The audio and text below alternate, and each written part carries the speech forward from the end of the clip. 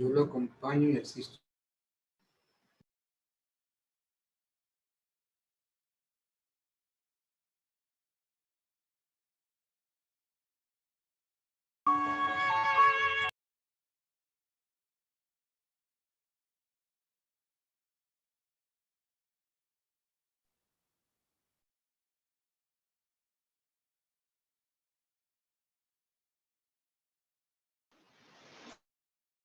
Bueno, ahí ya está.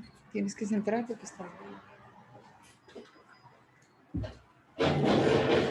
A ver, Upi, dame permisito, Upi.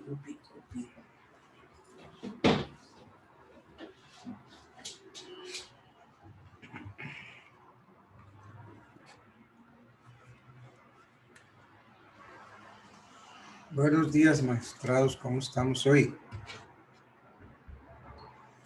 ¿Sí me están oyendo o no? Buenos días. Sí, profesor. Muy buenos días. ¿Cómo está? Bien, gracias a Dios. Se llegó ya a la última clase, ¿no? Esta es la última nuestra y pare de sufrir, ¿cierto?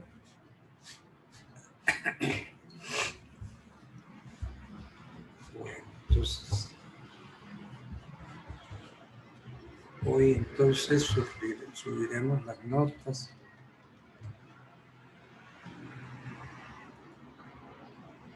Haremos todo ese camino que hay que hacer.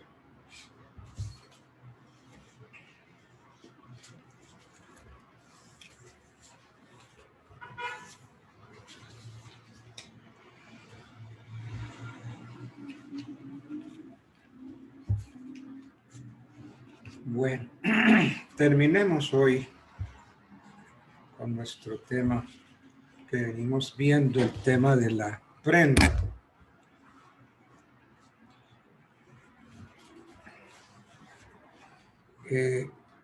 El concepto de obligación que tenían los romanos era un concepto muy fuerte, muy drástico, porque el acreedor tenía un derecho sobre la persona del deudor.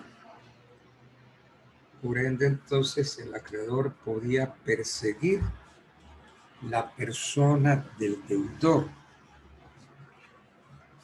Podía incluso, podía venderlo, podía arrendarlo, llegar hasta el extremo de darle muerte a su deudor.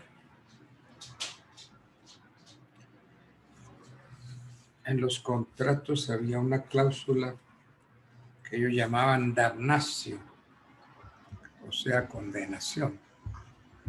Entonces podía el acreedor darle muerte. Y si había varios acreedores, pues entre todos le daban la muerte. Y lo que es peor, que podían llevarse partes del cadáver del deudor, se llevaban las manos, se llevaban los ojos, se llevaban la lengua, etcétera, etcétera. Pero entonces con la lex papelia papiria de nexis se cambió el concepto de obligación. Ya no es persona a persona, sino un patrimonio al que queda obligado frente a otro patrimonio. El patrimonio del deudor queda obligado frente al patrimonio del acreedor. Y estableció esa lex petelia papiria el llamado derecho de persecución. Con el derecho de persecución, entonces el acreedor le puede perseguir a su deudor todos los bienes, ya no la persona, los bienes, porque eso fue lo que cambió la lex petelia papiria. Ya no puedes perseguir la persona de tu deudor, persíguele los bienes presentes, futuros, bienes muebles, bienes inmuebles. Entonces, en desarrollo de ese derecho de persecución y trayéndolo a nuestro contrato de prenda, tenemos que decir que como la prenda es un derecho real, pues goza su titular del derecho de persecución, el derecho de persecución otorgado por la Lex Petelia. Goza su titular del derecho de persecución en virtud del cual puede el acreedor exigir de cualquier tenedor de ella su restitución. Incluso puede pedirle al deudor. Este derecho que tiene el acreedor prendario se denomina derecho de reivindicación.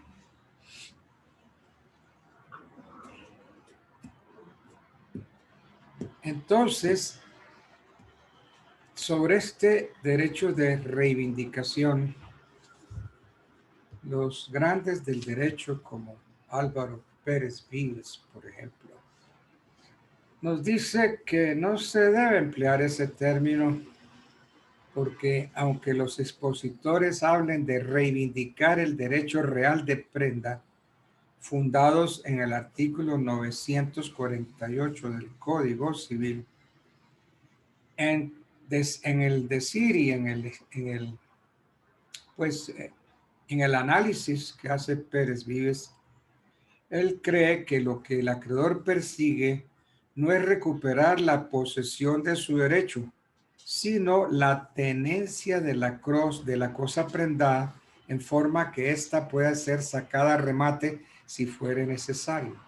Si ven, entonces él no está de acuerdo en lo que hablan los tratadistas y los autores de reivindicar el derecho real de prenda con fundamento en el 948 del Código Civil. Y Pérez Vives dice que lo que el acreedor persigue no es recuperar la posesión de su derecho, sino la mera tenencia de la cosa prendada, en forma que ésta pueda ser sacada a remate si fuere necesario. Ahora, él dice que el acreedor puede ejercer el derecho de persecución cuando la prenda es mercantil, porque el artículo 960, equivalente 960 del Código de Comercio, equivalente al 817 del Código de Comercio chileno y al artículo 2076 del Código Civil francés, no significa que el acreedor que pierde la tenencia de la cosa sin su culpa pierda su derecho real de prenda, sino que es necesario que recupere esa tenencia para el complejo ejercicio de sus referidos derechos. Entonces, así uno consultando los autores chilenos y franceses, vemos que en este sentido se han pronunciado autores franceses y chilenos. ¿Cuándo cesa este derecho? Diríamos que no tiene el acreedor derecho a exigir la restitución de la prenda si el crédito que ella garantiza se haya extinguido. Por ello, el inciso segundo del artículo 2418 autoriza al deudor para conservar la cosa prendada en su poder, pagando la totalidad de la deuda para cuya seguridad fue constituida. ¿Alguien me quiere leer, por favor, el inciso segundo del 2418?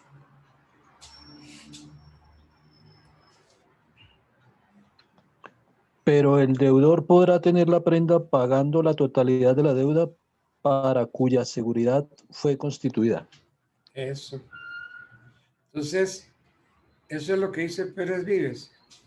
No tiene el acreedor derecho a exigir la restitución de la prenda cuando quiera que el crédito que aquella garantiza se haya extinguido y que por eso el inciso segundo del 2418 que usted acaba de leer autoriza al deudor para conservar la cosa prendada pagando la totalidad de la deuda para cuya seguridad fue constituida. Eso nos dice el 2418.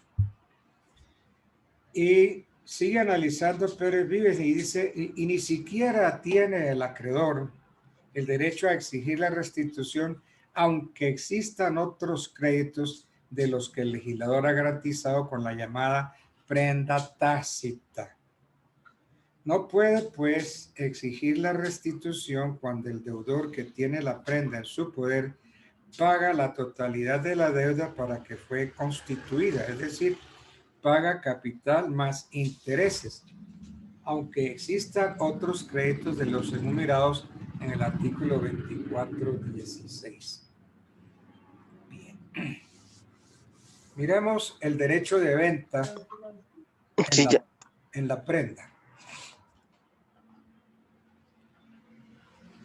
Si bien todo acreedor tiene el derecho de perseguir los bienes que componen el patrimonio de su deudor, porque miren, léanme por favor el 2488 del Código Civil.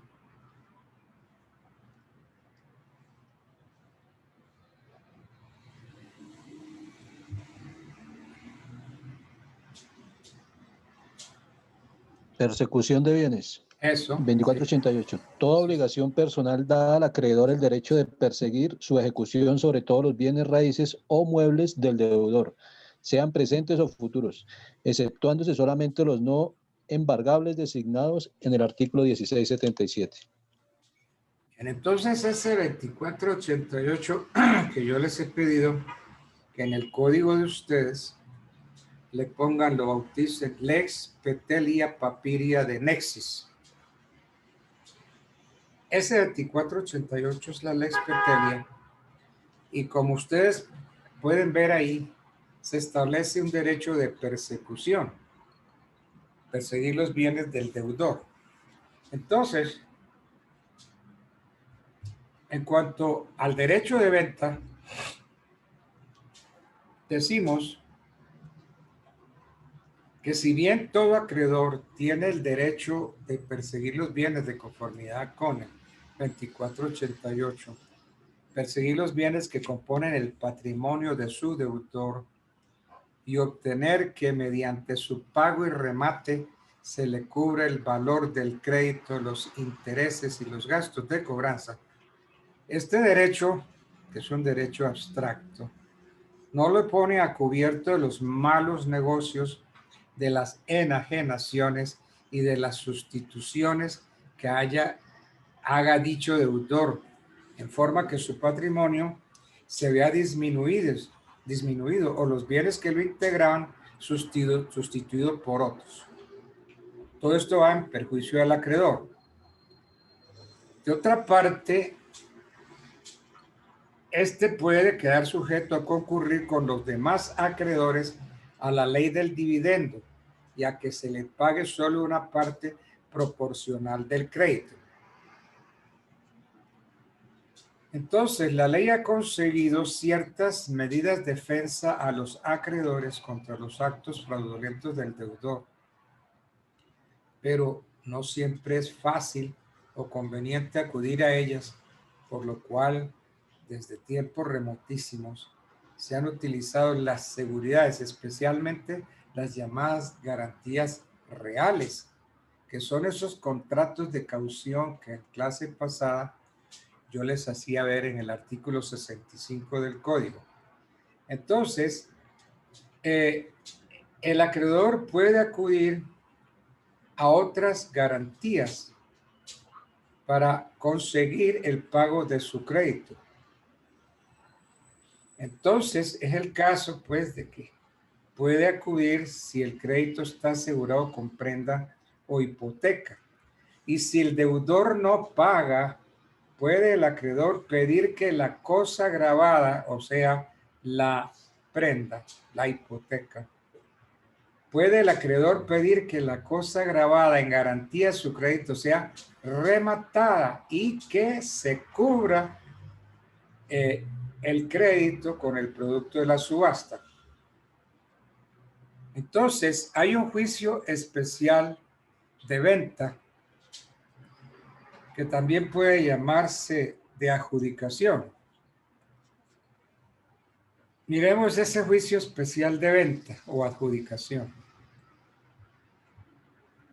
El derecho del acreedor, como lo hemos dicho varias veces, es el de pedir que la prenda se subaste para que con su producido en dinero se le pague el crédito, intereses, gastos y costas. En el procedimiento civil hay un procedimiento breve encaminado a tutelar el derecho que tiene el acreedor. Se demanda y de la demanda se ha trasladado al deudor por 3 días. A esa demanda se debe acompañar el título del crédito que preste mérito ejecutivo. Entonces, un título ejecutivo prendario, un título ejecutivo hipotecario. Entonces, si el demandado se opone a ese proceso ejecutivo, se abre el juicio a pruebas por 10 días. ¿Quieren leerme el 1190, por favor?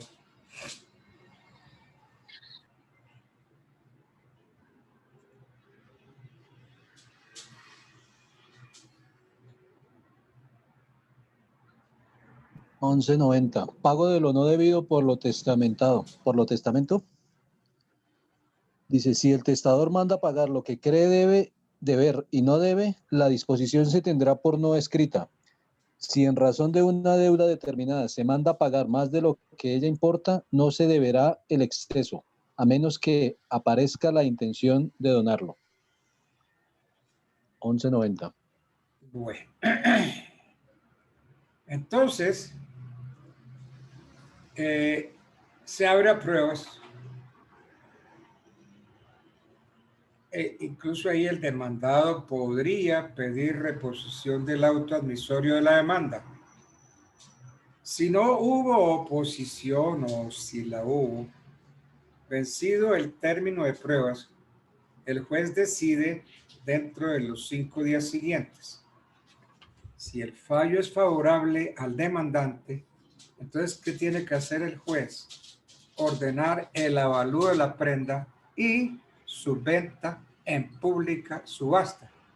Además, tiene que hacer la liquidación del crédito y el pago al acreedor con el producto del remate, respetando la prelación que el acreedor tenga. Tú sabes que hay créditos privilegiados, créditos de primera, de segunda, de tercera clase.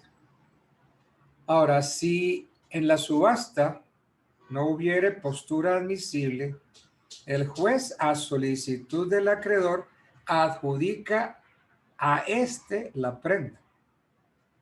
Claro, se hace un nuevo avalúo para ver cuánto vale la prenda y por cuánto se le va a adjudicar. Porque es que uno pide que se le adjudique la prenda hasta concurrencia del crédito. Entonces, las reglas del proceso ejecutivo se aplican a este juicio especial de venta en cuanto no sean incompatibles con la naturaleza especial. Bien. Ahora bien, vamos a suponer que hay concurrencia de embargos. Puede existir que se hayan decretado en juicios distintos el embargo de una misma cosa, pero sus términos se refieren a la hipoteca. Es que esa es la parte difícil y no mencionan la prenda, como si la cosa empeñada no pudiera encontrarse en la misma situación. Sin embargo, los autores consideran que los demás acreedores del deudor prendario pueden embargar la cosa prendada en manos del tenedor y solicitar su remate. En este caso, tiene el acreedor prendario 2 caminos. O se hace presente como tercerista en el ejecutivo o inicia separadamente el juicio especial de venta que le da la prenda. En este caso, el embargo que decreta el juez que conoce del juicio especial tiene prelación sobre el proferido en el juicio o juicios ejecutivos. Entonces, el embargo y secuestro decretados conforme al título, o sea, a la prenda, pone fin a los ejecutados en el juicio ejecutivo con acción personal. ¿Sí? Los juicios ejecutados con acción personal salen y tiene que preferirse el juicio ejecutivo con prenda o el juicio ejecutivo con título hipotecario.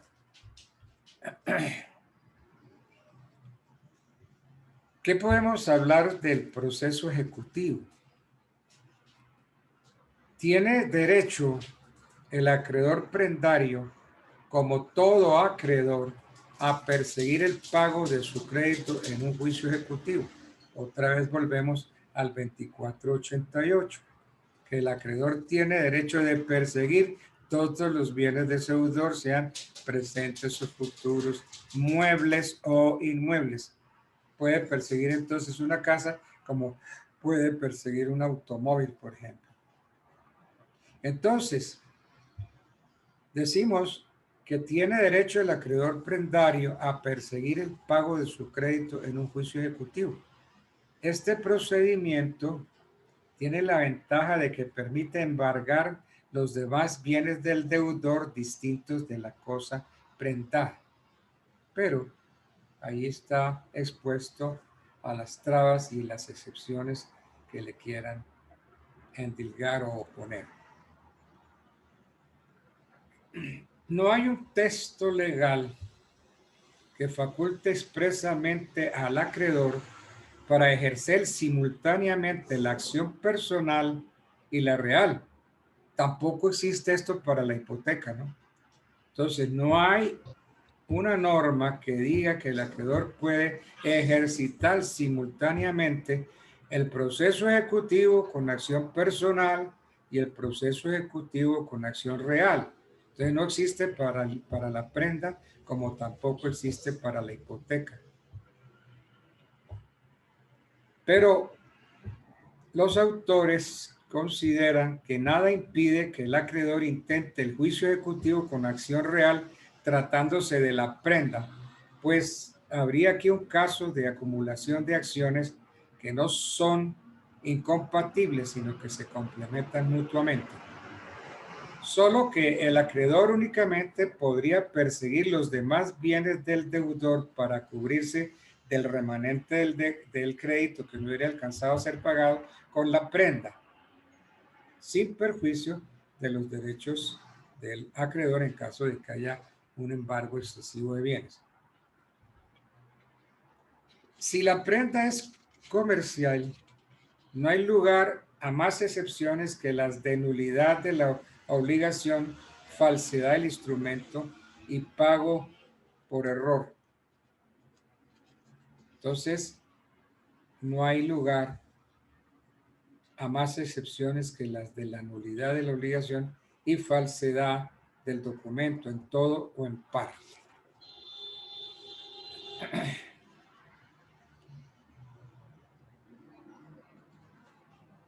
¿Puede el acreedor apropiarse o disponer de la prenda por otros medios? A esta pregunta respondemos de la siguiente manera. Al acreedor le está vedado apropiarse o disponer de la prenda por medios distintos de los que ya hemos estudiado. Por lo tanto, toda estipulación que directa o indirectamente tienda a violar esta prohibición es absolutamente nula. ¿Qué dice el inciso segundo del artículo 2422? Por favor, me lo lee.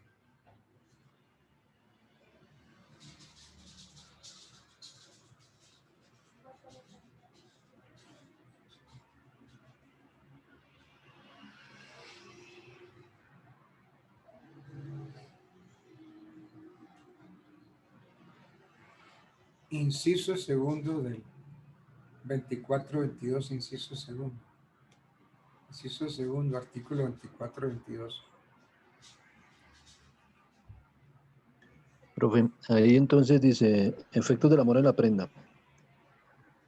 Entonces, empiezo. El acreedor prendario tendrá derecho a pedir que la prenda del deudor moroso se venda en pública subasta para que con el producido se le pague, o que a falta de postura admisible sea apreciada por peritos y se le adjudique en pago, hasta concurrencia de su crédito, sin que valga estipulación alguna en contrario y sin perjuicio de su derecho para perseguir la obligación principal por otros medios. No cierre el código, téngalo ahí abierto, por favor. Entonces, habíamos hecho la pregunta que si el acreedor podría apropiarse o disponer de la prenda por otros medios del proceso ejecutivo. Entonces ya habíamos dicho que el acreedor no puede apropiarse o disponer de la prenda por medios distintos del proceso ejecutivo. Entonces, cualquier estipulación que directa o indirectamente tienda a violar esta prohibición es absolutamente nula. Las únicas excepciones serían la de la prenda, y aquí vamos a ver que este valor hay que actualizarlo. La de la prenda del valor inferior, creo que el 2425 habla de 150 pesos. Miren usted a ver. 24-25 dice, si el valor de la cosa empeñada no excederá de 20 salarios mínimos legales mensuales vigentes, podrá el juez, a petición del acreedor, adjudicársela por su tasación, sin que se proceda a subastarla. O sea, ya aquí fue modificada por la ley 1796 del 2013. Se habla de excediera de 20 salarios mínimos. Bueno, entonces, de todas maneras, hay que hacerle un avalúo a la prenda, ¿no?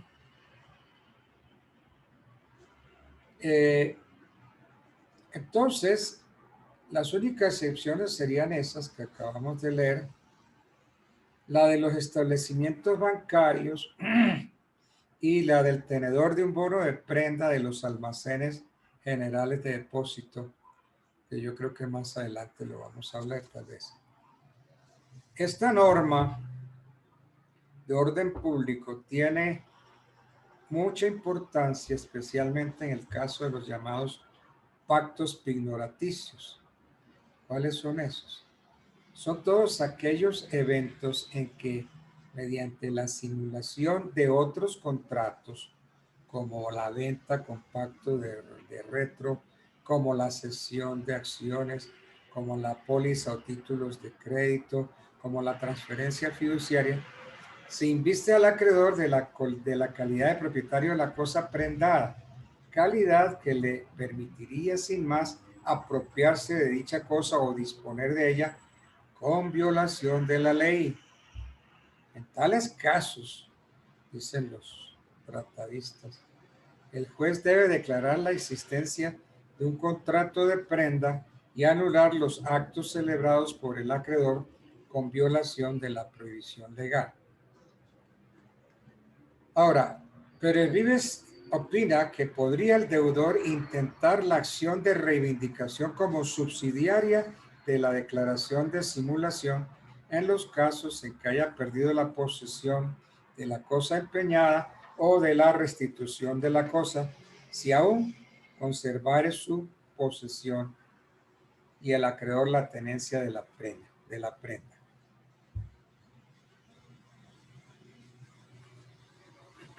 Bueno.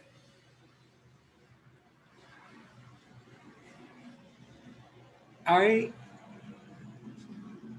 una excepción en favor de los bancos.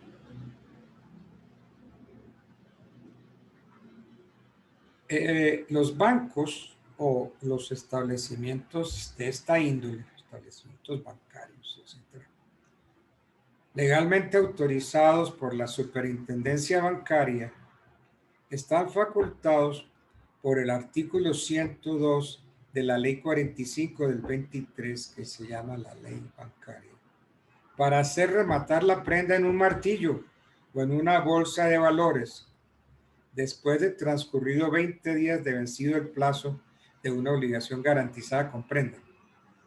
Si el deudor no ha cancelado, entonces pasados esos 20 días, entonces se puede hacer rematar la prenda en el martillo con una bolsa de valores.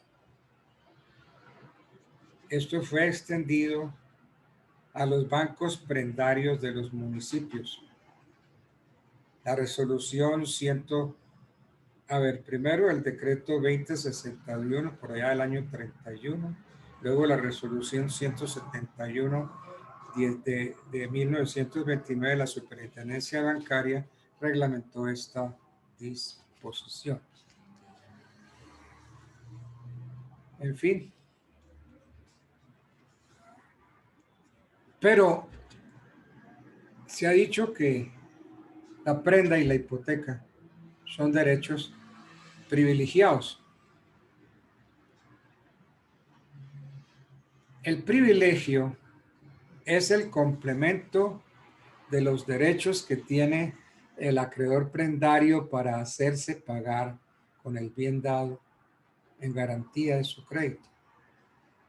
La sola tenencia material de la cosa prendada, la mera facultad de pedir su venta en pública subasta o, si es el caso, su adjudicación, serían insuficientes si el acreedor no pudiera desplazar a los demás acreedores del deudor y obtener de preferencia el pago sobre el producto del remate. Este derecho de preferencia proviene del privilegio que tiene en su favor el acreedor prendario.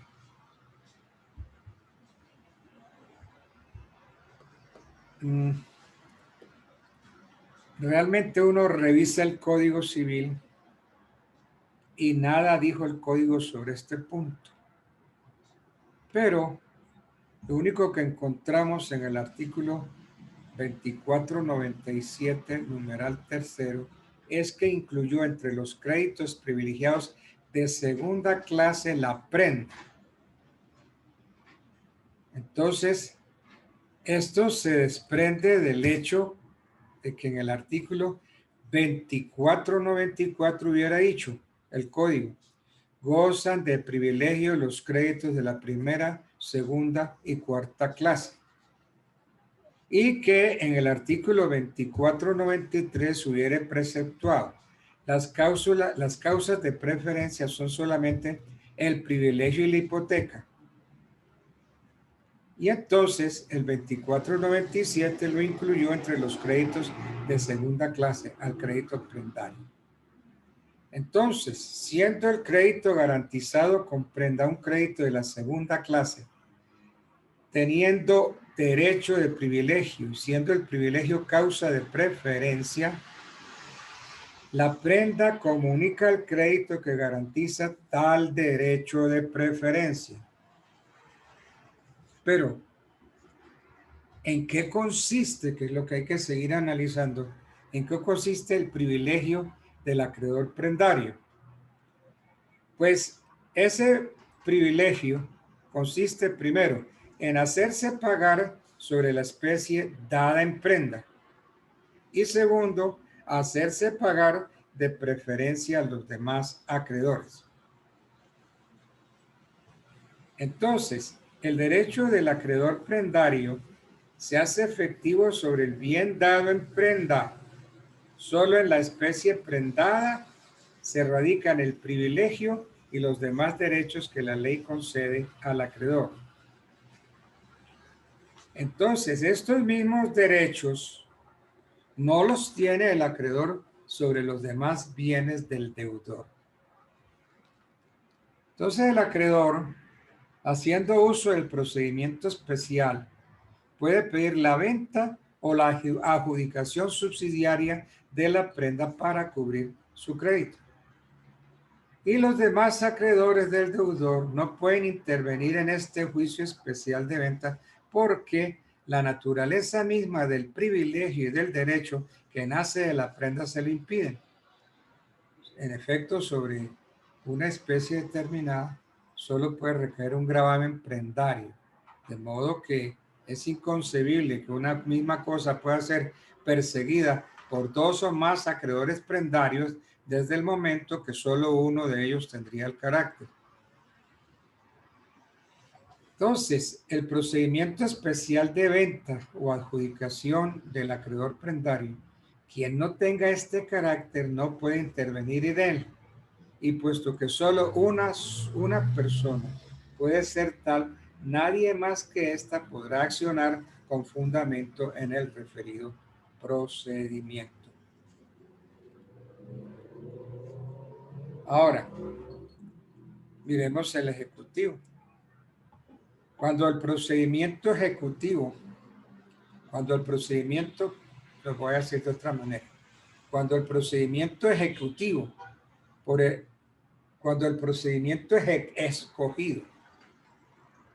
escogido por el acreedor sea el ejecutivo, aunque se intente la acción real, cabe la presencia de los demás acreedores, porque esos acreedores tienen el derecho de perseguir los otros bienes del deudor que no sean la especie prendada.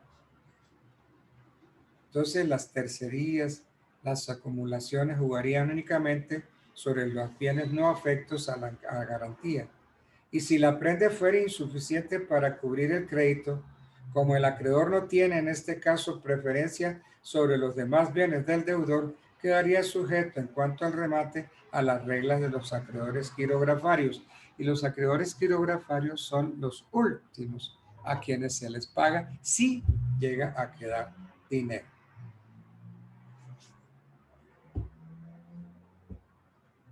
Entonces, el derecho a hacerse pagar sobre la especie prendada que tiene el acreedor comprende la de hacerse pagar de preferencia a los demás acreedores. La preferencia, repetimos, recae exclusivamente sobre el producto del remate de la cosa o sobre la cosa para su adjudicación.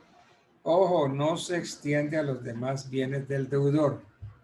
Por consiguiente, si el producido de la subasta no alcanza para que al acreedor se pague, el remanente pasa a formar parte de los créditos de la quinta clase. Y si hay acreedores quirografarios ahí, que son los de la quinta clase, por ejemplo, los que tienen cheques, letras, pagarés, podrían entonces embargar ese remanente.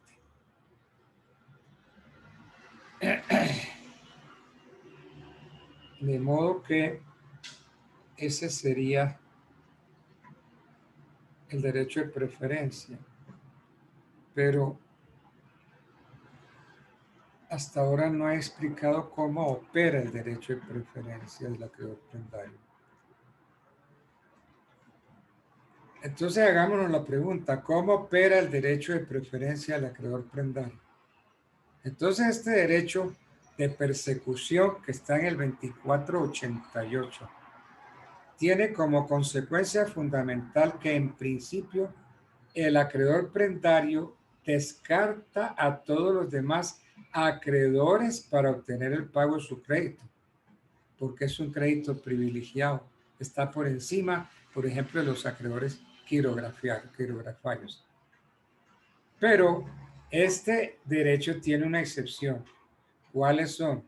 Los créditos de la primera clase poseen la característica de que confieren a los acreedores que gozan del privilegio que ellos otorgan el derecho a desplazar a todos los demás acreedores, inclusive aquellos que gozan de preferencia sobre bienes específicamente afectos a respaldar otros créditos como los de segunda, tercera o cuarta clase. Por consiguiente, entonces, si los demás bienes del deudor no grabados con la prenda son insuficientes para el pago de los créditos de primera clase, los acreedores en cuyo favor existan tales créditos pueden perseguir los bienes prendados y hacerse pagar con ellos, desplazando así al acreedor prendario.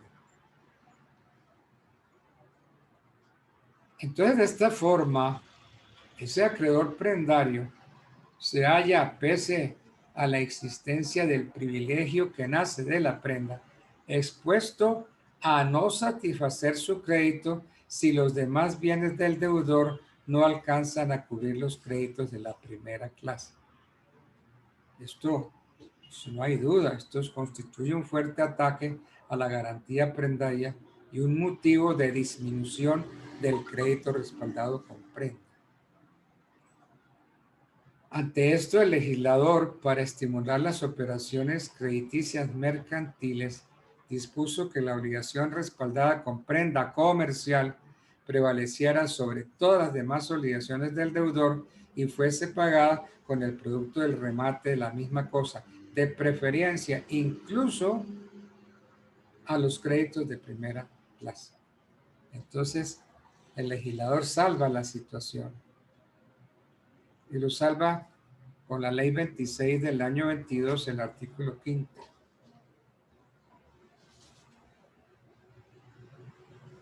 Bueno, entonces, eso sería la preferencia.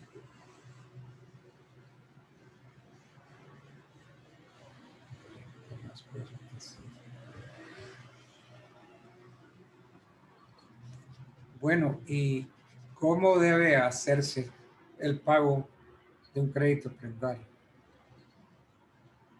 Entonces diremos que el producto del remate o la cosa misma dada en prenda debe aplicarse a cubrir, en primer lugar, los intereses del crédito.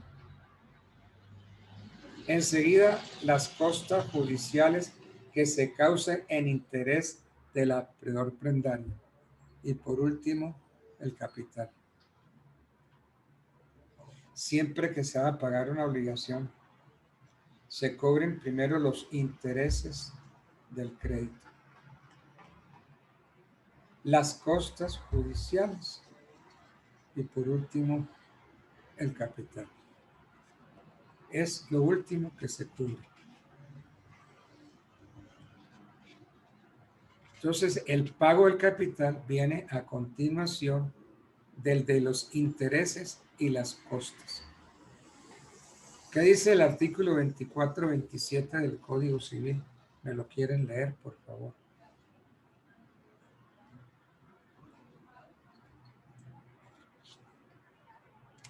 Hoy si no vino nadie a clase, ¿no? Y profe, Derogado. bueno, sí. Bueno, dale. Vea, mire, Karen Sánchez, no la veo. Dale, emperatriz. Alison Rodríguez, no la veo. La doctora Juliana Uribe, no la veo. Emerson, Ulises, William, Ronald, Jamie Serrano, Arturo Plaza, Cindy Caterín, Michael, Juan David, Daniel Palacios, María Realpe. Ya todos están por allá en San Andrés, en Cartagena, están en Girardot. Bueno, No, porque hoy tenemos examen de penal, profe. sí, pero como esta ya es la última clase, Claro, y aquí estamos en clase, pero ya Sí, toca. claro, profe. Ya Sí, señor. toca. Nos encontramos en clase. Bueno, Ay, vamos para aquí. entonces, de conformidad con el 24-27, ¿alguien quiere leerlo, por favor?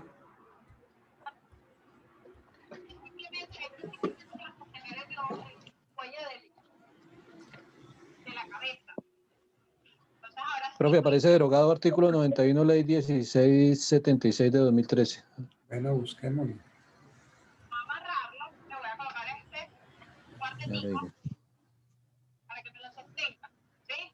Mientras yo voy a ir rodando las cejas.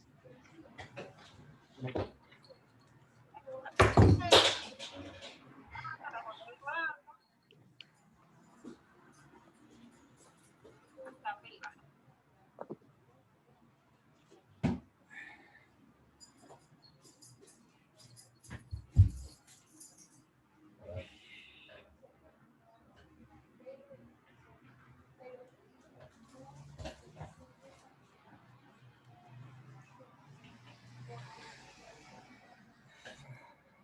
Dice, artículo 91, ley 1776. Dice que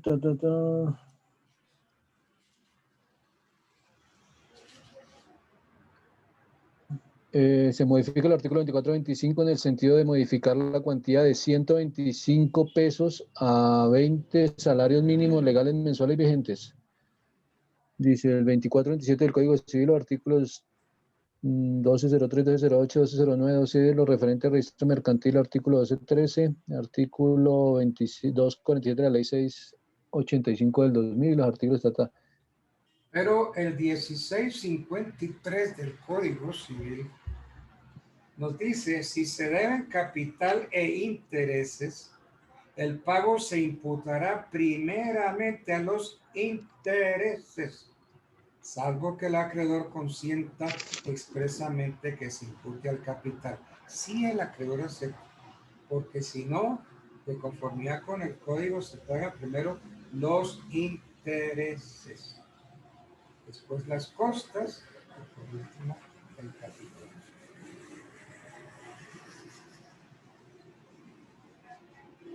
Ahora, si hay varias deudas, puede el deudor imputar el pago a la que elija, pero sin el consentimiento del acreedor no podrá preferir la deuda no devengada a la que lo está. Y si el deudor no imputa el pago de ninguna en particular, el acreedor podrá hacer la imputación en la carta del pago. Y si el deudor lo acepta, no le será lícito reclamar. Entonces, la forma de pago es intereses, costas y finalmente el capital. Lo último que se cubre es el capital.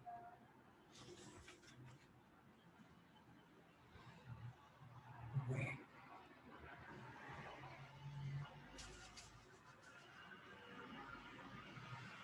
Pero creo que hay... Voy a tratar de buscar.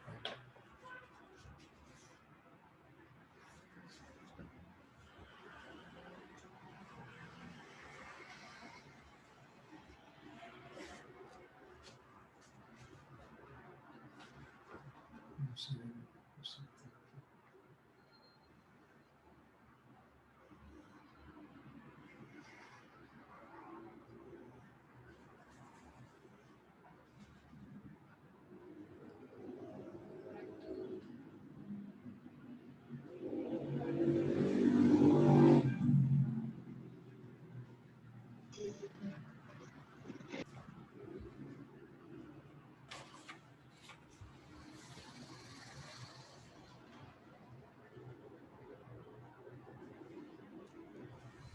Bueno, entonces de la...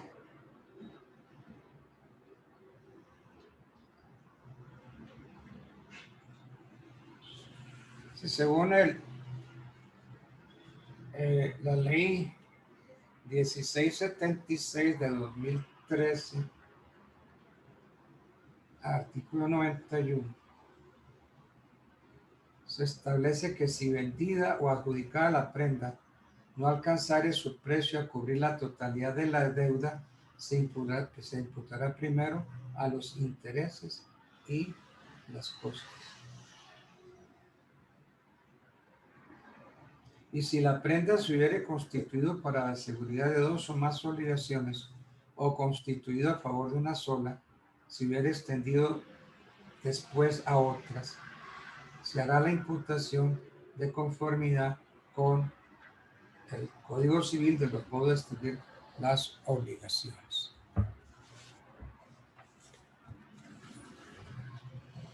Bien, pero ¿qué decir del derecho de retención que tiene el acreedor?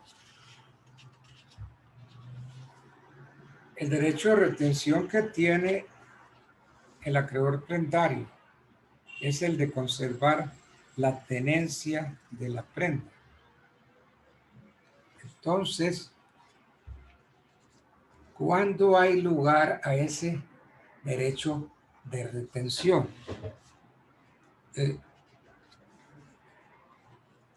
Leyendo este tema en los distintos tratadistas, no solo en relación con la prenda, sino de modo general, el derecho de retención solo existe en los casos taxativamente enumerados. Miremos.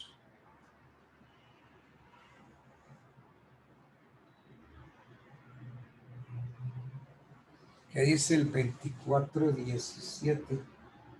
No se podrá tomar al deudor cosa alguna contra su voluntad para que sirva de prenda, sino por el Ministerio de la Justicia. No se podrá retener una cosa del deudor en seguridad de la deuda sin su consentimiento, excepto en los casos que las leyes expresamente digan. Esto nos dice el 24.17.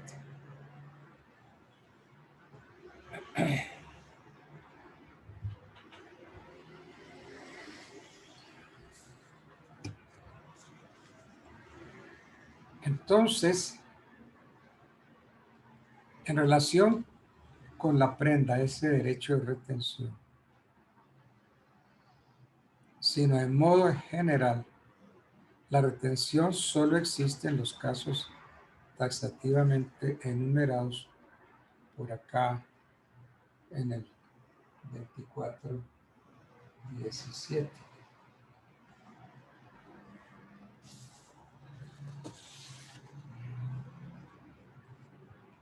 La retención de que trata el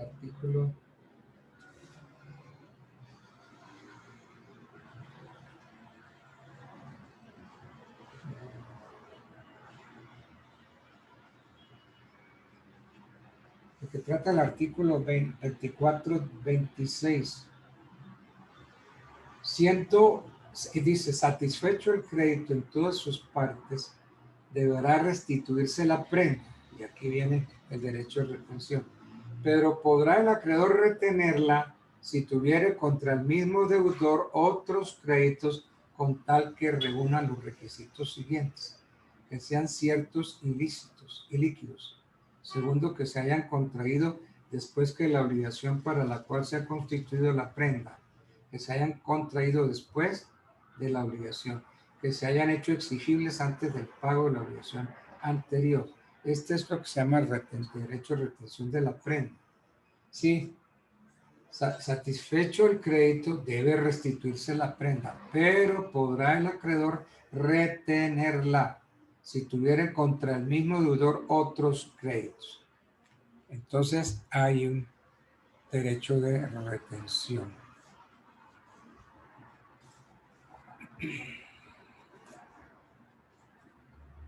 Entonces,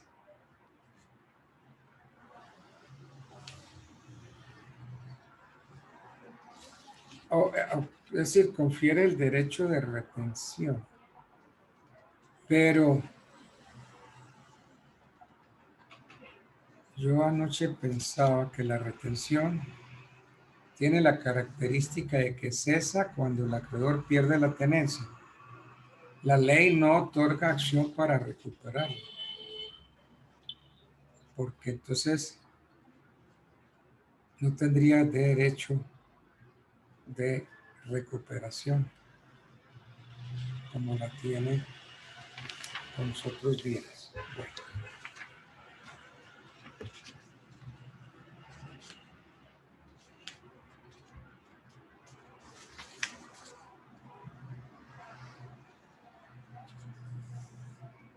Bien, entonces como la cosa se da al acreedor en prenda de garantía del pago, pues el acreedor tiene ahí unas obligaciones, ¿no? Porque es que como en la prenda opera el desplazamiento de la cosa, que del deudor pasa a manos del acreedor, entonces el acreedor adquiere obligaciones en relación con la guarda y conservación de la cosa dada en prenda, igual que con su restitución. Muy bien, la prenda, el deudor se la entrega al acreedor. Entonces el acreedor la tiene Y entonces, como la tiene, no tiene obligaciones. Claro que sí tiene obligaciones. Tiene obligaciones en relación con la guarda y conservación de la cosa prestada, y a su vez tiene la obligación de restituirla cuando le pague. Entonces, ¿cuáles son las obligaciones que incumben al acreedor en la prenda con desplazamiento? Primero, guardar y conservar la cosa como un buen padre de familia.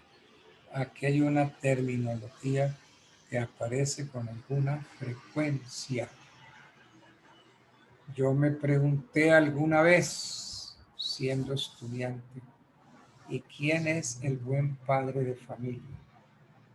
Créanme que yo pregunté a varios profesores y profesionales, y ninguno me supo decir quién era el buen padre de familia.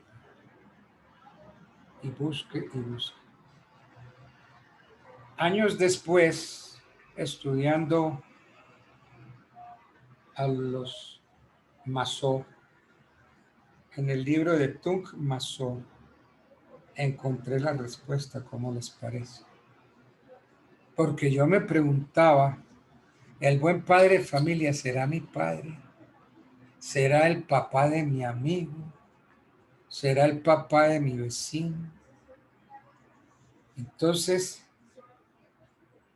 esto de guardar y conservar la cosa como un buen padre de familia.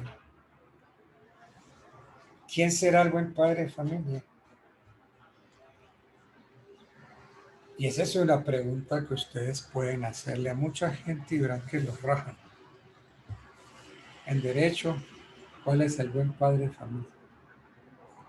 Mire, Tung Masó, porque nadie más lo hizo, el buen padre de familia es aquel hijo siervo de la gleba que está ajeno a nuestro problema.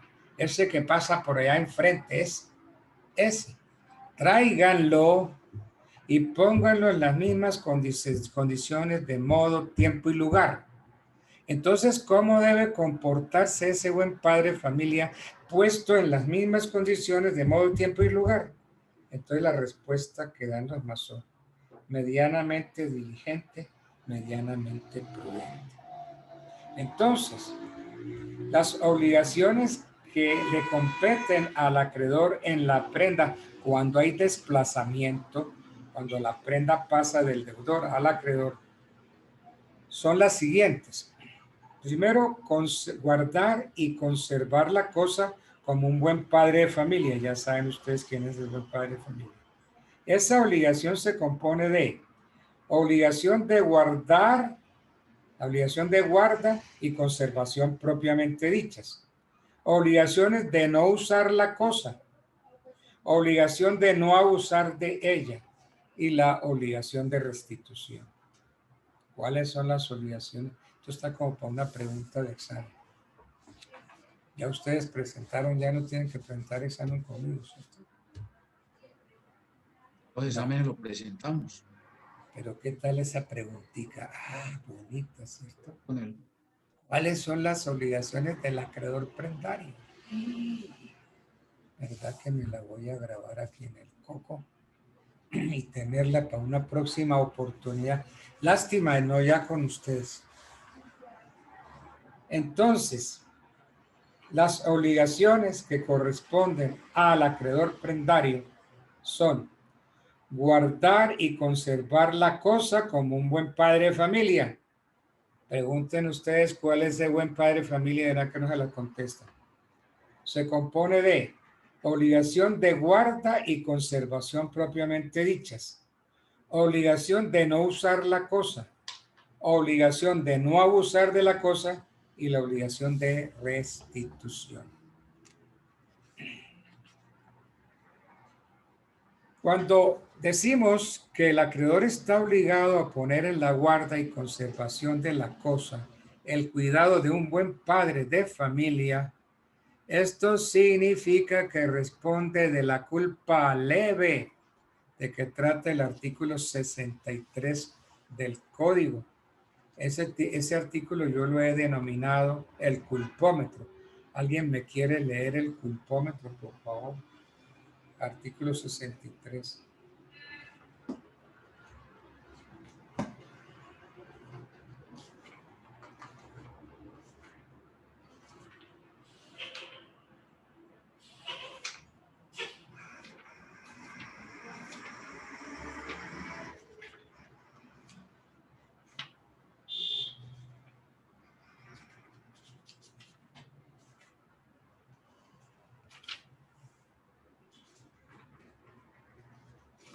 Perdón, ¿artículo qué? 63.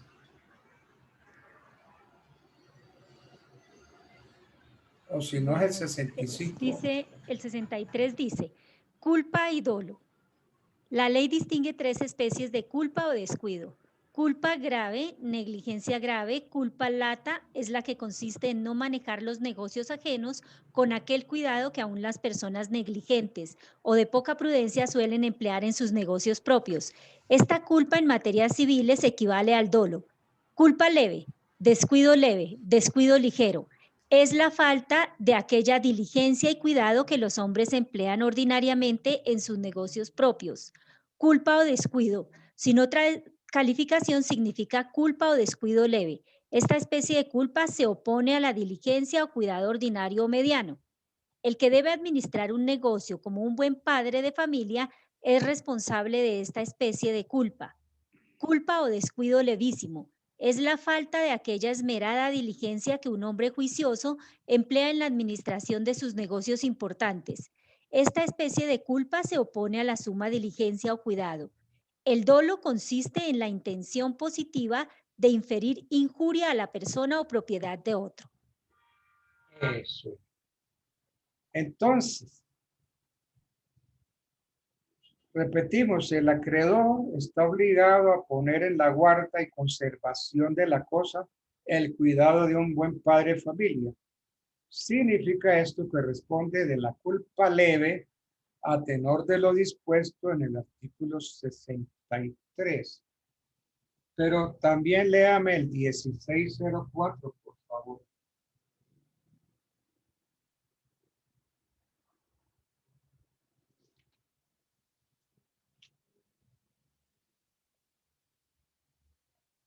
(1604) Responsabilidad del deudor.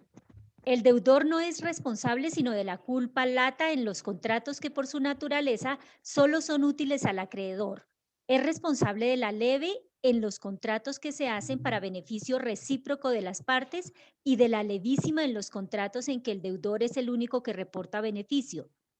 El deudor no es responsable del caso fortuito a menos que se haya constituido en mora, siendo el caso fortuito de aquellos que no hubieran dañado a la cosa debida si hubiese sido entregado al acreedor, o que el caso fortuito haya sobrevivido por su culpa. La prueba de la negligencia o cuidado incumbe al que ha debido emplearlo, la prueba del caso fortuito al que lo alega. Todo lo cual, sin embargo, se entiende sin perjuicio de las disposiciones especiales de las leyes y de las estipulaciones expresas de las partes.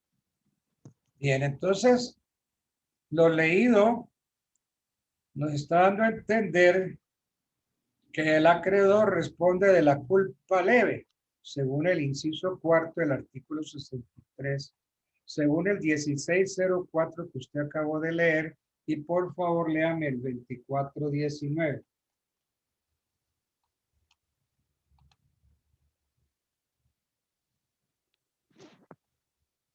(2419) Obligaciones del acreedor prendario respecto a la cosa.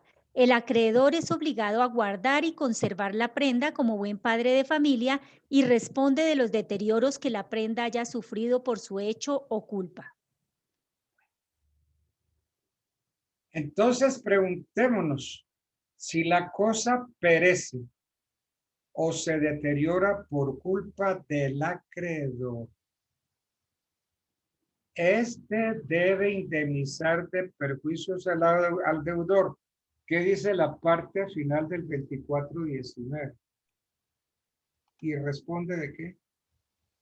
Y responde de los deterioros que la prenda haya sufrido por su hecho o culpa.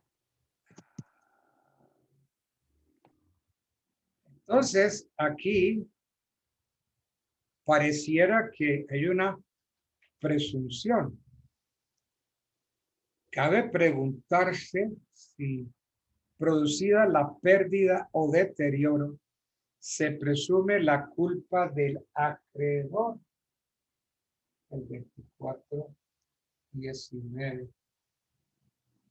El acreedor es obligado a guardar y conservar la prenda como un buen padre de familia y responde de los deterioros de que la prenda haya sufrido por su hecho o culpa. ¿Será que ahí hay una presunción?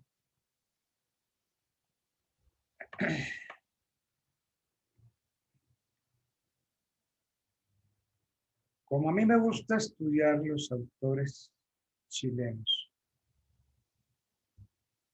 estudiando a Manuel Somarriba Undurruga, este autor, basándose en el inciso tercero del artículo 1547 del Código chileno, que equivale, en mi sentir, al inciso tercero del 1604. Considera que el deudor está exento de acreditar la culpa del acreedor, la cual se presume. ¿Qué dice el inciso tercero de nuestro artículo 1604?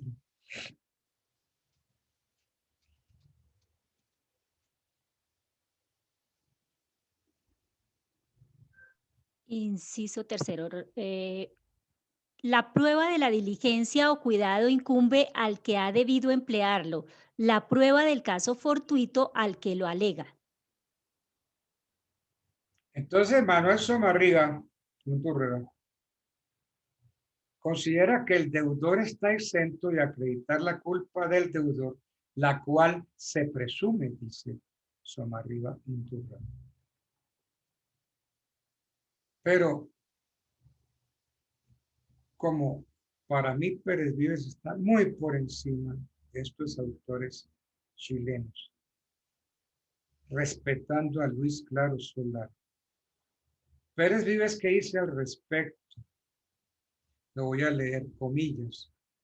No obstante, el argumento no puede aceptar, ¿cuál argumento? El de la presunción. No obstante, el argumento no puede aceptarse sin análisis, ya que tal presunción solo es posible en las obligaciones de resultado, jamás en las de medios, pues en esta corresponde al juez indagar si la conducta del obligado se ajustó a la diligencia que debía emplear, de modo que es imposible suponer de antemano la culpa. No ocurre lo mismo en las de resultado, pues en ellas la no obtención del fin previsto contractualmente a cargo de una de las partes implica culpa de esta. En las primeras, la obligación es de poner la debida diligencia y cuidado. Corresponde al que alega la culpa demostrar que no existió esa diligencia y al que ha debido emplearla que la hubo. En este sentido, juega su papel el inciso tercero del 1604 cuando dice que la prueba de la diligencia y cuidado corresponde al que ha debido emplearlos. En la segunda, puesto que el obligado debe cumplir una prestación precisa, ejecutar un hecho o abstenerse de hacerlo, la no obtención del resultado hace incurso en culpa al contratante que debe probar para liberarse la causa extraña o la ausencia de culpa. ¿A cuál de los dos tipos propuestos pertenece el caso que nos ocupa? Al segundo, dice Pérez Vives. En efecto, el acreedor está obligado a que ningún deterioro le sobrevenga a la cosa prendada. Debe restituirla en el mismo estado en que la recibió, más los aumentos que hubiera tenido en su poder. Si la cosa perece o se daña, el resultado previsto no se habrá obtenido. La obligación se habrá incumplido y al deudor se le presume culpa por ello.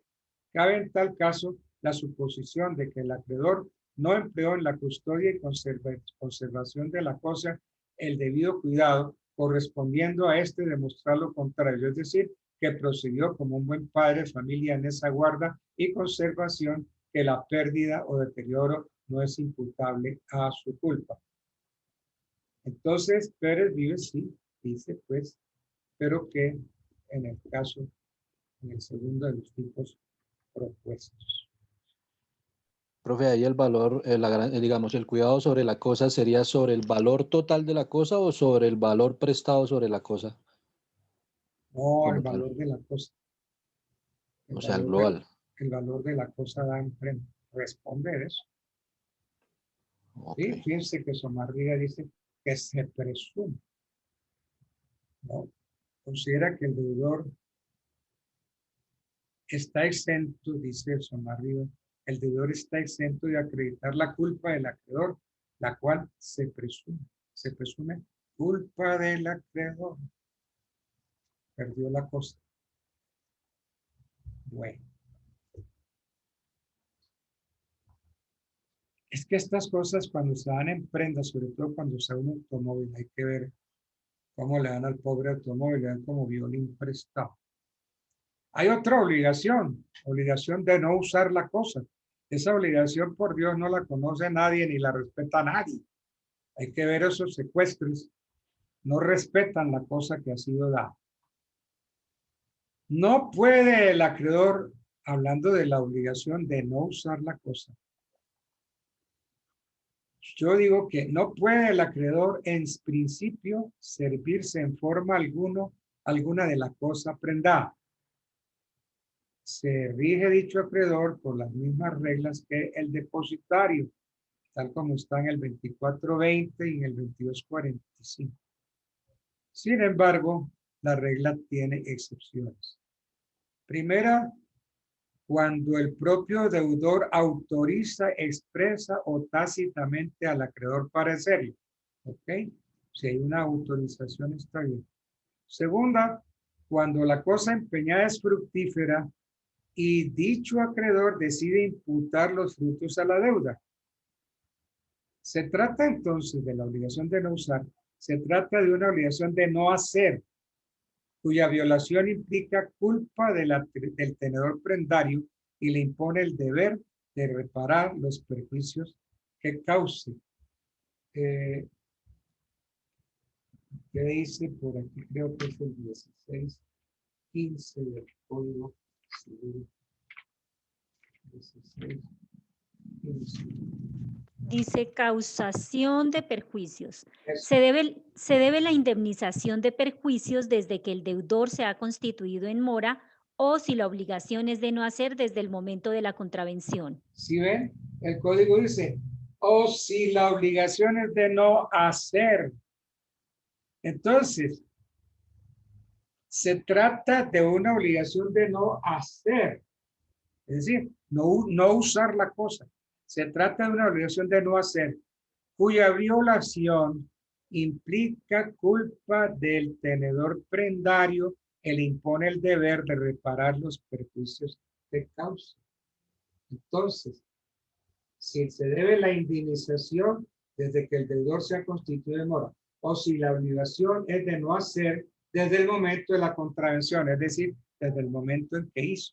Si la cosa es de no usar y la usó, ahí incurre en responsabilidad.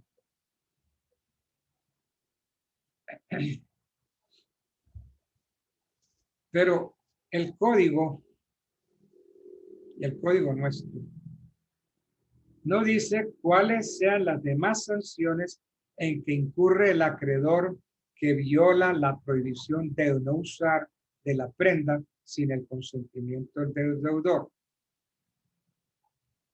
Vuelvo a mi maestro Pérez Vives. ¿Qué dice Pérez Vives? Aquí lo encontré comillas. Empero creemos que esas sanciones estriban no solo en la indemnización de perjuicios por el incumplimiento de la referida obligación, sino también en la restitución de la prenda, ya que su uso sin autorización del deudor implica un abuso, lo dicho sin perjuicio de las reglas que rigen el enriquecimiento sin causa. Oiga, cuando tengan dudas en materia civil, busquen a este maestro, es que yo no me canso. Él murió hace mucho tiempo. Yo no me canso de estudiarlo, de leerlo. Pero, profe, por ejemplo, yo tengo el de compraventa y permuta, el libro, Sí. pero resulta que es muy complicado entender, encontrar los temas. Hay que toca leerlo todo, ¿cierto? Es que el problema que uno tiene de estudiante, que después le cambia cuando uno es profesor. El estudiante quiere encontrar facilito en el libro la respuesta. Sí. No, en cambio el profesor estudia el asunto, no solo para resolver esa inquietud del estudiante, sino muchas otras y las propias inquietudes del profesor. Y además para aprender del tema. Entonces, ¿para qué son los libros de consulta? Para que esos maestros nos enseñen lo que ellos le sacaron al derecho. Esas mentes privilegiadas le sacaron, exprimieron los códigos, los pasaron a sus libros y nos los dieron en bandejita a nosotros. Solo que ustedes y yo somos unos vagos de primera que no los consultamos. Ese es el perjuicio. Consejo: estudien Luis Claro Solar de Chile. Estudien entre nosotros Álvaro Pérez Vives. No estudien a nadie más. Ahora, hay una obligación de no usar. Entonces, no usar es abusar, ¿cierto? Es abusar de la prenda. Entonces, ¿de qué manera abusa el acreedor de la prenda? No solo cuando quebranta las normas legales que regulan su tenencia o incumple en cualquier otra forma sus obligaciones de acreedor prendario, sino cuando quiere utilizar su derecho contrariamente a su finalidad y espíritu económico con la mera intención de perjudicar a su deudor y sin un interés legítimo de hacerlo. Entonces ahí le corresponde al juez decidir cuándo hay abuso de la prenda por parte del acreedor. Cuándo hay abuso de la prenda por parte del acreedor. Entonces, esa labor le corresponde al juez, decir cuándo hay abuso de la prenda. Sin embargo, Pérez Vives, ay, bendito sea el Señor. No obstante, Pérez Vives nos dice, veamos algunos casos concretos. Primero, abusa de la prenda el que quiera apropiársela por medios distintos de los señalados en la ley. Segundo, abusa también de ella el que la usa sin autorización del deudor. Tercero, abusa del acreedor que sin causa justificativa se opone a que el deudor reemplace la cosa prendada por otra. Entonces, esto de que el juez decide, el juez se va a ir a estos 3 puntos que nos dice el maestro, porque el juez no tiene de dónde más agarrarse. Tiene que coger los autores y los autores que hablan de eso son muy poquitos. Tiene entonces que acudir a los chilenos o tiene que acudir a Pérez Vives. Pero como ya nadie estudia los que nos enseñan, por ejemplo, ¿quién estudia a Valencia Sea? Por Dios, semejante maestro. ¿Quién estudia a mi maestro? Que firma mi maestro, fue mi jefe, fue todo para mí. Fue un mago del derecho. ¿Quién estudia a Pérez Vives? Nadie. Entonces, ¿qué sanción hay para el que abusa de la prenda? Muy fácil. La ley impone al acreedor la pérdida de su derecho de prenda como sanción a su abuso. ¿Y dónde está eso? Miremos artículo 2421 del Código. 2421. 2421, inciso tercero. Dice, y si el acreedor abusa de ella, perderá su derecho de prenda y el deudor podrá pedir la restitución inmediata de la cosa empeñada. Sanciona el abuso de prenda. Pero para poder allá hay que haber demasiado todos estos artículos que les di y meterse en la cabeza el 24-21 y la respuesta hasta el final. Y si el acreedor abusa de ella, perderá su derecho de prenda y el deudor podrá pedir la restitución inmediata de la cosa empeñada.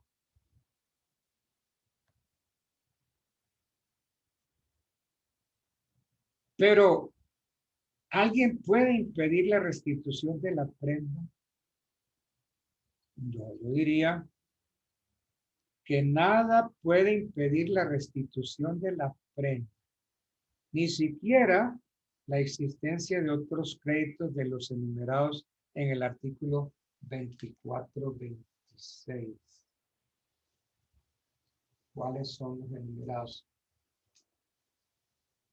Satisfecho el crédito en todas sus partes, deberá restituirse la prenda, pero podrá el acreedor retenerla si tuviere contra el mismo deudor otros créditos con tal que reúnan los requisitos siguientes. Primero, que sean ciertos y líquidos. Segundo, que se hayan contraído después de la obligación para la cual se ha constituido la prenda. Y tercero, que se hayan hecho exigibles antes del pago de la obligación anterior. Entonces, volviendo a lo que venía explicando, nada puede impedir la restitución de la prenda, ni la existencia de otros créditos de los enumerados en el 24-26, ni la existencia de indemnizaciones por los perjuicios que la tenencia de la cosa hubiera irrogado al acreedor, ni las retribuciones a que éste tuviera derecho por concepto de gastos de conservación.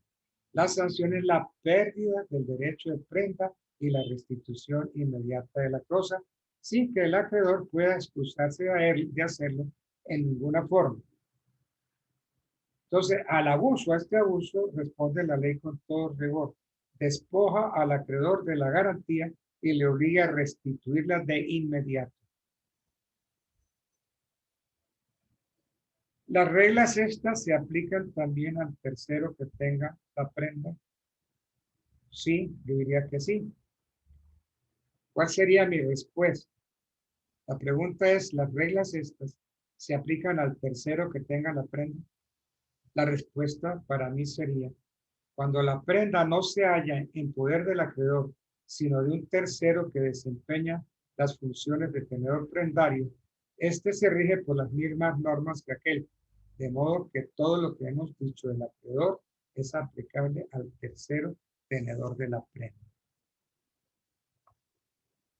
Y sí, y podríamos agregar un principio, siendo como es el acreedor un mero tenedor de la cosa prendada, está obligada a restituirla al deudor tan pronto como la obligación garantizada se haya extinguido.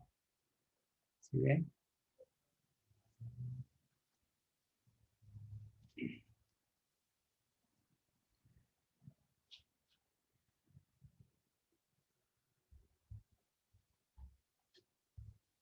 Alguna vez, pues, los alumnos son muy generosos con los profesores. Y alguna vez un alumno en presencia de una funcionaria de la universidad me elogió y me dijo, doctor, es que usted sabe mucho de derecho. Usted es un genio. Y por allá estaba esa funcionaria. ¡Ah! ¡Genio! ¿Cómo le parece? El alumno que lo ve a uno todos los días, que recibe clases, que oye las explicaciones, que es estudiante de derecho, me hace generosamente una calificación. Y una funcionaria que no es abogada me califica de esa forma despectiva. Bueno, dejémosla así de ese tamaño. Pero preguntémonos, ¿cuándo está obligado el acreedor a restituir la prenda? Muy fácil, ¿no? Por regla general, ¿cierto?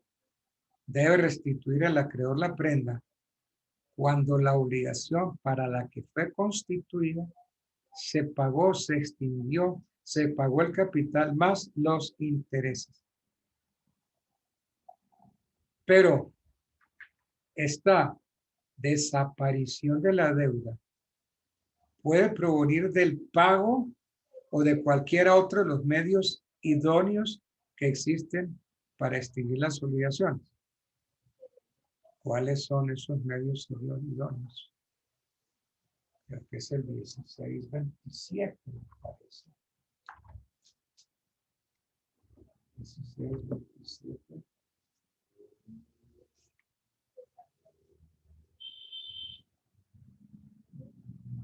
Dice pago ceñido a la obligación. No, el 1625. Ah, bueno. ¿Qué dice el 1625? ¿Modos de extinción? Sí, 1625. Dice, bueno, profe. Toda obligación puede extinguirse por una convención en que las partes interesadas, siendo capaces de disponer libremente de lo suyo, consientan en darla por nula. Las obligaciones se extinguen además en todo o en parte. 1, por la solución o pago efectivo. 2, por la novación. 3, por la transacción. 4, por la remisión. 5, por la compensación. 6, por la confusión. 7, por la pérdida de la cosa que se debe. 8, por la declaración de nulidad o por la rescisión. 9, por el evento de la condición resolutoria. 10, por la prescripción. De la transacción y la prescripción se tratará al fin de este libro. De la condición resolutoria se ha tratado en el título de las obligaciones condicionales. Si ustedes miran, hay 10 formas para extinguir las obligaciones. Pero el código nos ha venido hablando de el pago nada más. El pago cuando se paga. Entonces, yo por eso me hice la pregunta, ¿cuándo está obligado el acreedor a restituir la prenda? Entonces, hasta ahora hemos visto, por norma general, que el acreedor debe restituir la prenda cuando se ha pagado su capital e intereses. Pero, ¿será que si se extingue la deuda por uno de los modos del 1625, el acreedor no está obligado a restituir la prenda? Porque es que la desaparición de la deuda puede provenir del pago de cualquiera otro de los medios idóneos para extinguir las obligaciones, o sea, de los 10 modos del 1625. Pero el 2421 habla únicamente del pago. Pero para mí queda muy claro que si la prenda es una garantía accesoria, todo lo que extinga la obligación principal extingue la accesoria y le impone al acreedor el deber de restituir la cosa dada en prenda. Porque es que la razón para la tenencia ha desaparecido. ¿Y qué dice el 2426 en el inciso primero, por favor?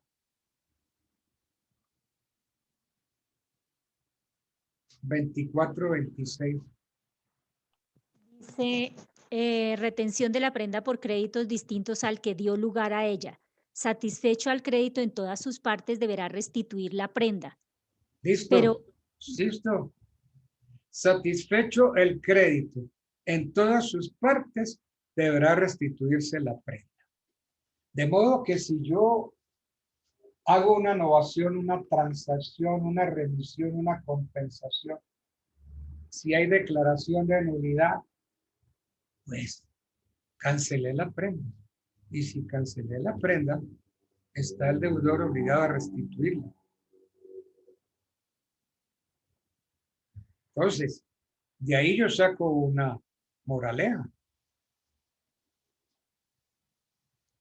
Satisfecho el crédito en todas sus partes, deberá restituirse la prenda. Ahora, esta razón expuesta me indica que la obligación de restitución no existe solamente en caso de que el crédito haya sido satisfecho, sino también cuando se haya extinguido por otra causa, por cualquiera de las que trae el 1625. Entonces, además de la extinción de la deuda, está obligado el acreedor a restituir la prenda. ¿Sí ven? Ahí no hay nada que hacer, tiene que restituirla. Y si se perdió, pues tiene el derecho de pedir que se restituya la prenda. Profe, ahí hay algo, digamos, delicado en esa parte. Yo he hecho algunos negocios, digamos, de comprar carros, ¿sí? Sí, Y a veces uno entra en el negocio de compra un carro con prenda. sí, señor. Y me ha pasado, digamos, no, es que ya pagué la prenda, mira, aquí está la factura de la prenda, aquí está el pago, ya la demora es que el banco levante la prenda. Y en alguna ocasión me pasó que se hizo el negocio, cuando fui pues se pagó el carro y dije, no, pues está paga la prenda, ya solamente esperar que levante. El banco no quería levantar la prenda. Y entonces el banco me explicó, es que el señor tiene otro crédito de otro vehículo y en ese crédito no está pagando cumplido. Entonces nosotros nos estamos reservando el levante de la prenda por ese motivo. Pero si es que el otro carro ya lo pagó, yo ya lo compré. Sí, pero tiene Entonces, derecho a retener la prenda. Exacto. Ahorita mirando el artículo caigo en esa parte. O sea, es delicado, digamos, eso, en esa parte particular. Claro. Confiar en que se pague una prenda cuando uno no sabe cómo está la persona con otros créditos. Claro. Entonces, si hay otras obligaciones, el acreedor tiene derecho a retener la prenda. Claro, y uno hace negocios creyendo que ya por ese vehículo como tal está levantada la prenda y mentiras que sigue habiendo, o sea, toca seguir indagando antes de cerrar un negocio. Eso. Entonces,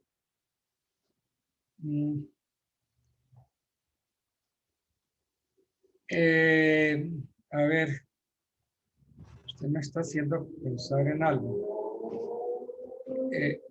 Además del caso de la extinción de la deuda, está obligado el acreedor a restituir la prenda en los siguientes casos.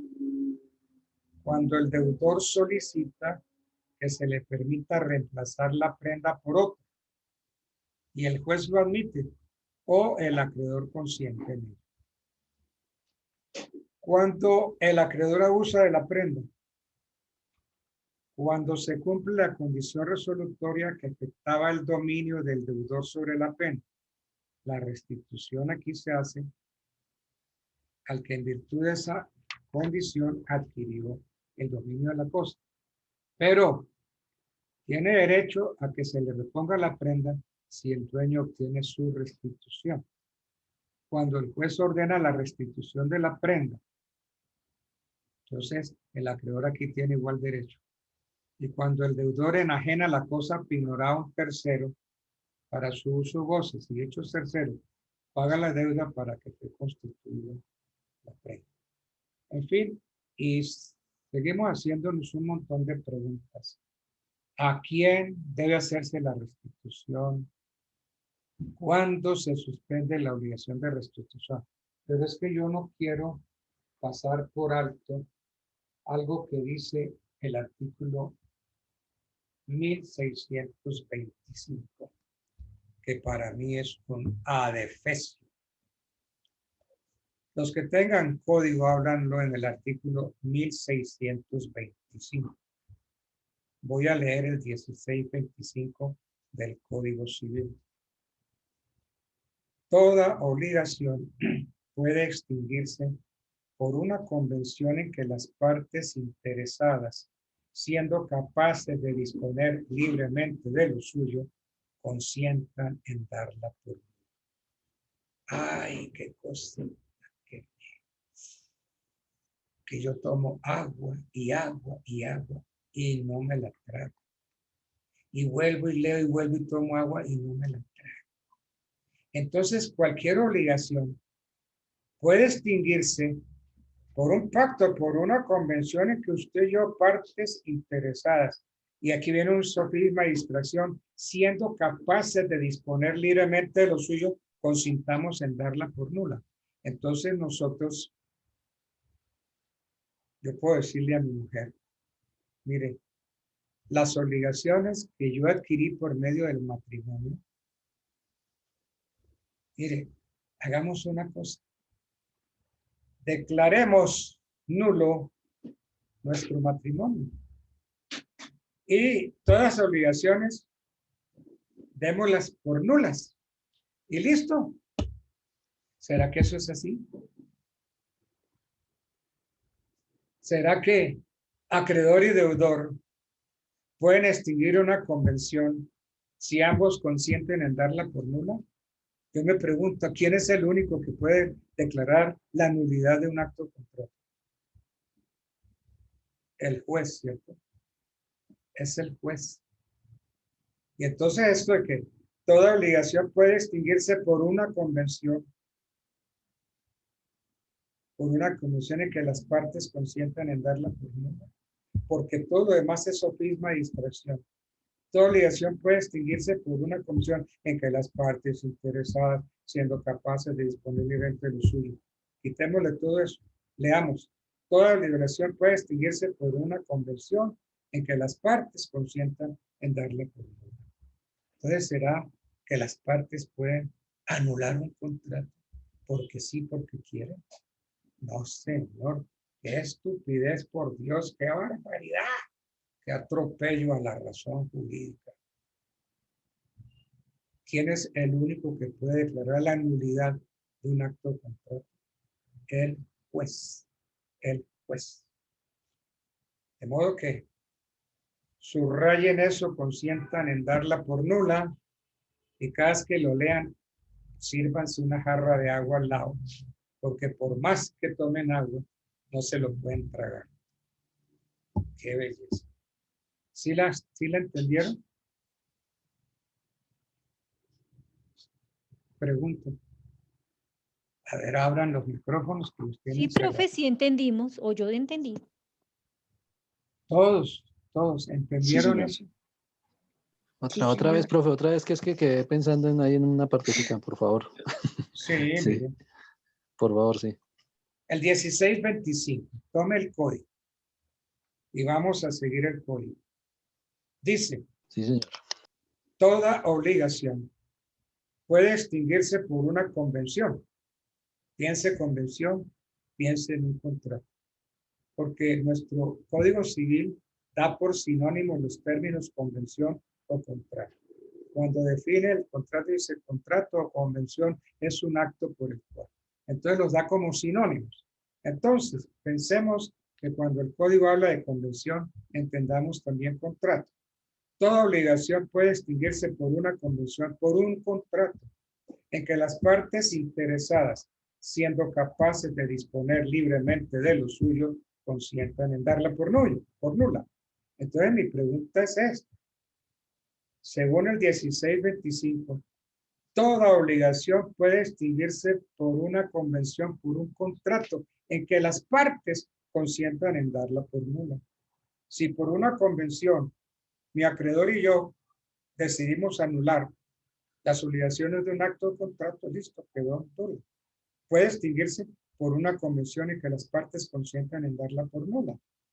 Entonces, ¿qué dicha? Yo vengo y convenzo a mi mujer y le digo, miren, todas las obligaciones que yo tengo o que los dos tenemos respecto del matrimonio, pues démoslas por nula. Hagamos un pacto, una convención usted y yo, y en esta convención decimos que por mutuo acuerdo, las obligaciones provenientes de nuestro matrimonio, nosotros consentimos en darlas por nula. Esa es la barbaridad, el adefesio del 1625. ¿Sí la agarró? Sí, profe, porque ahí, no, ahí seguimos en lo mismo. Si el acreedor, si el verdadero acreedor es otro, ahí no hacemos nada. Sí, lo que hablaba en el 24-26, que hay que, por más que, digamos, entre las partes de acuerdo en algo, pero hay que saber quién es el acreedor final de todo eso. ¿Sí? De acuerdo, pero sin embargo, si el acreedor y el deudor se ponen de acuerdo, extinguen la obligación, pero no la extinguen por pago, por novación, por transacción, no, sino que la Como un dan por acuerdo, nula sí. la obligación. Es que eso es lo que es estúpido el artículo. Entonces, acreedor y deudor pueden extinguir una obligación porque sí, porque les da la gana, pero no la extinguen por uno de los modos del 1625, sino finalmente, dice el código, consientan en darla por nula. Mire, vamos a extinguir la obligación por novación, por transacción, por remisión, por compensación, porque no. Vamos a anular la obligación. Vamos usted y yo a anular ese contrato. Estúpido, qué cosa tan estúpida. Bueno, eso es lo lindo del derecho, ¿no? El derecho es tremendo. Por eso los artículos no hay que tragárselos así. Los artículos, todos por muy claritos que sean, léanlos despacio, lento y reposado, y a interpretar palabrita por palabrita.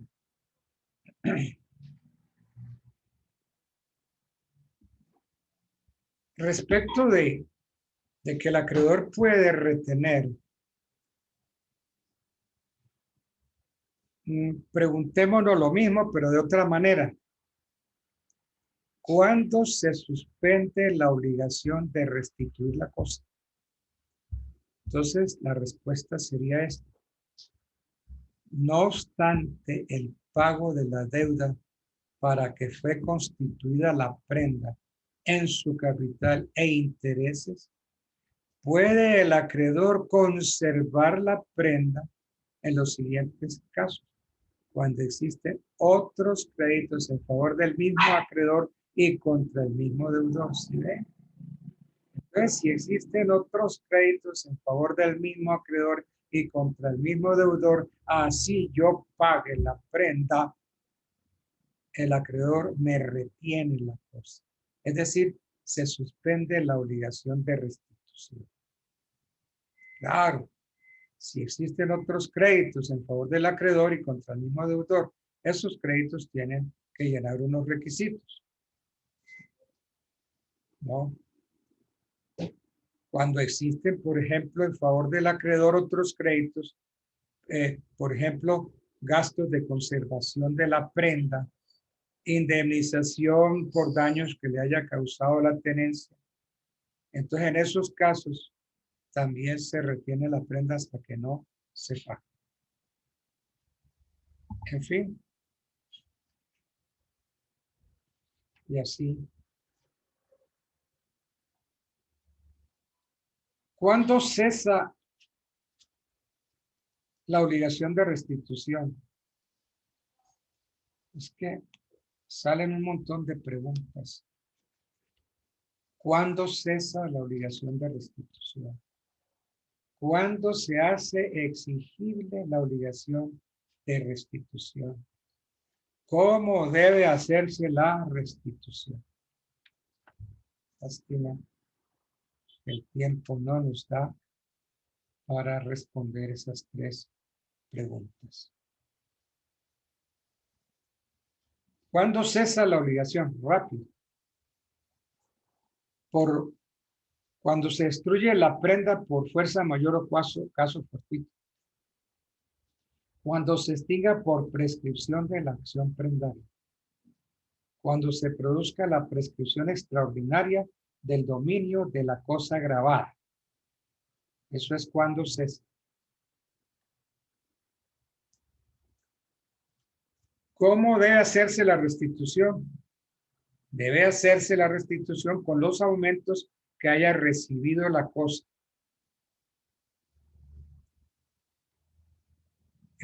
¿Cuál es? El acreedor debe recibir los frutos y conservarlos en su poder para aplicarlos al pago de la deuda.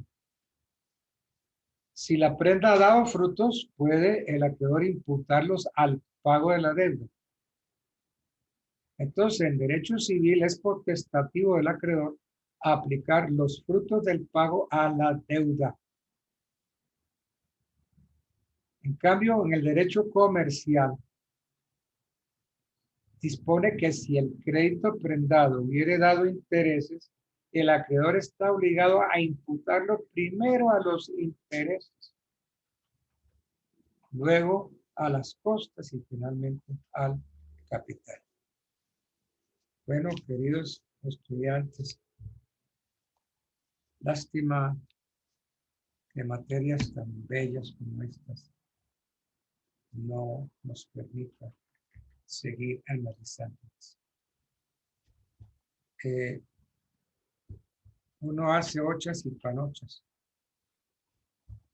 Cuando a mí me dicen que dicte contratos civiles, yo digo, por Dios, compraventa, hipoteca, prenda, permuta, ¿qué es? Anticresis, comodato. Pero hemos más o menos dado un repaso muy general a la compraventa, a la hipoteca y a la prenda. Pues lo vimos esos contratos civiles. Y espero que esto haya servido de algo. De todas maneras, fue un placer tenerlos de alumnos. Y si el tiempo no nos dice otra cosa y si lográramos encontrarnos otra vez, sería divino. Pero vamos a ver. Yo voy a dictar, ustedes son del tercero, ¿cierto? Yo voy a Sí, señor. dictar títulos valores. Esos títulos valores se ven en qué año? ¿En quinto? En quinto, sí, profe. ¿En quinto? Sí, profe, en quinto. Entonces ustedes van para cuarto si Dios quiere, ¿cierto? Sí, profe. Entonces en cuarto no nos vamos a ver porque yo acepté ya dictar títulos valores. Esos títulos valores, ¿para qué curso están? Para quinto, Para quinto. Bueno, qué pesar. No nos podemos ver otra vez el año entrante en títulos valores. Pero de pronto, cuando ustedes lleguen a quinto, de pronto me vuelven a dar esa materia o quizás otra. Y entonces nos volveremos a ver, ¿cierto? Será un honor, profesor, verlo nuevamente. Muchas gracias. Qué rico haber estado en compañía de este grupo tan selecto, tan bonito. muy agradecidos, profe, por Si todo. no nos, Gracias, profe. no nos vemos otra vez, entonces una feliz Navidad para todos Perfecto, ustedes, profesor. para los Feliz Navidad. Muchas gracias, profesor. Un abrazo. Y gracias por Gracias. mostrarnos más. Chao, chao. Igualmente, Dios profesor, gracias. Me Que los esté bien. acompañe. Bueno, Igual, feliz Navidad. gracias. Feliz Chao. fin de año. Bueno, Que esté muy gracias. bien, doctor. gracias.